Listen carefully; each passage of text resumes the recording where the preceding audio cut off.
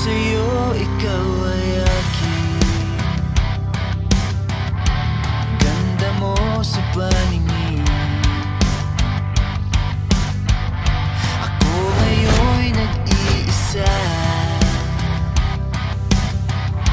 Sana ay tabihan na. Sa ilalim ng puting ilaw, sa dilaw na buwan, pakinggan mo ang aking sigaw. Sa dilaw na buwan,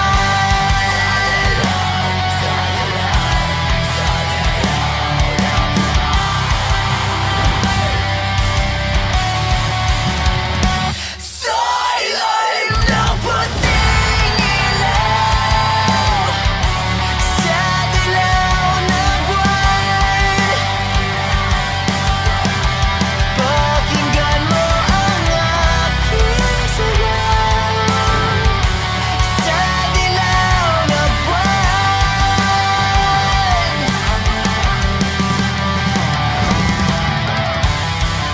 la la la la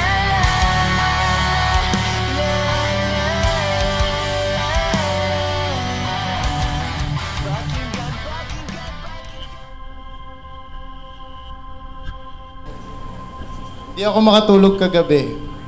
Kakaisip kung paano ko sasabihin sa'yo itong vow na to. Pero lahat ng nararamdaman ng puso ko. At ngayon, nandito ka sa harapan ko.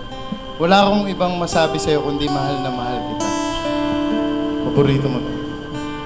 Ikaw ang siyang ligaya ko, nagbibigay sigla sa buhay ko.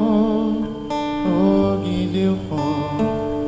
Tayo ay nagkakatipon ngayon sa harapan ng ating Diyos at ng kapulungang ito upang saksihan at pagdiwang ang pag-iisang dibdib ni RJ at ni Charmaine sa isang banal na Kristiyanong kasalan.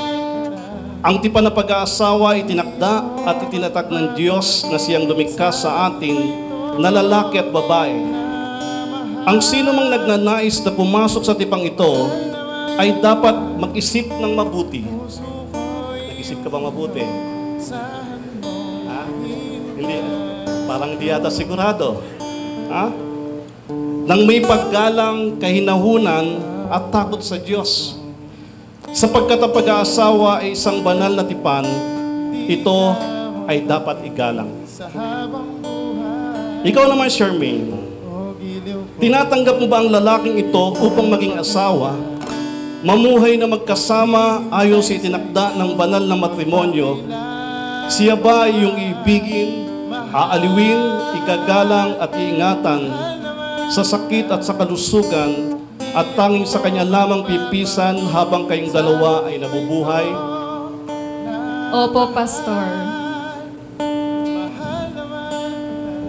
For 8 years, salamat sa pagiging ikaw, sa pagmamahal mo sa akin at sa pangiinis mo araw-araw. Sa mga sacrifices mo para sa relasyon natin.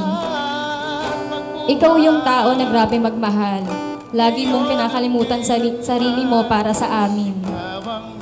Kaya minsan kapag may pagkain na, nakakalimutan mo na ako. Pwede ba titigan mo? Yan. At mahal, mahal na mahal kita. Hindi ako magbabago. Sahan mo ito na mahal. Mahal na mahal kita. Ang puso ko iyong asahan mo, hintay sa'yo.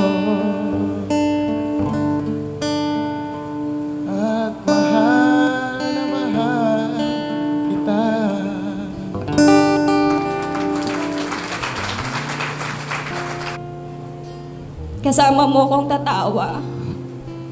Kasama mo akong iiyak at ma-amaze sa mga gagawin pa ng Lord sa buhay nating dalawa. Kasama mo akong magsiserve sa Lord. Hindi ako perpekto pero pangako, lagi kong hihingin sa Lord yung tulong para magampanan ko ng maayos ang pagiging asawa mo. Mamahalin kita di dahil kailangan, pero dahil ikaw ang ipinalangin ko at sinagot yon ng Diyos. At dahil noon pa lang, mahal na kita, lalo pa ngayon na tayo'y magiging isa na. Ikaw, tanging ikaw, mahal, ang buhay ko at hangin. Hulog ka ng langit, sagot ka sa panalangin. Nilikha't ginawa para sa akin ng Diyos. At dahil tayo ay isa, simula sa